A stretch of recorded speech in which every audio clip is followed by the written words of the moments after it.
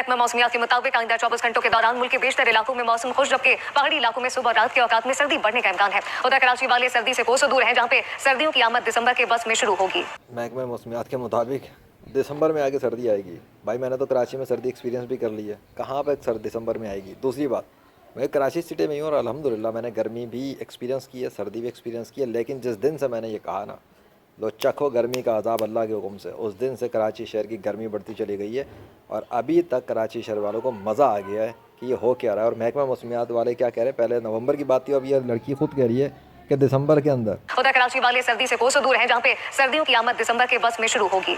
पता नहीं दिसंबर में आएगी नवंबर में आएगी सर्दी, मुझे नहीं पता। लेकिन देख लो कि अगर एक बंदा यानी कि मैं लेजेंड ऑफ अल्लाह अगर कोशिश करे तो क्या हो सकता है। ये अल्लाह के हुक्म से एक निशानी है। कराची सिटी वाले जो तपिश महसूस कर रहे हैं, इसके पीछे लेजेंड की कोशिश का हाथ है और अल्लाह वाहिद अल कहार का साथ है। अगर किसी को आग लगती है तो 200 बार नहीं 1000 बार लगे, लेजेंड अपना काम जारी रखेगा अल्लाह की मदद से, ताकि दुनिया के सारे काफिरों को, मुनाफिकों को, मुशरिकीन को, कादियानी, शिया, हिंदू, ईसाई, यहूदी, सिख, पारसी, मुलिद और वो तमाम लोग जो इस्लाम के दुश्मन हैं, उनको उनकी औकात दिखाए कि तुम लोग अभी physical science, metaphysics, artificial intelligence, इन सब के बावजूद भी इतनी सी औकात पर हो लेजेंड के मुकाबले पे। अल्लाह अकबर।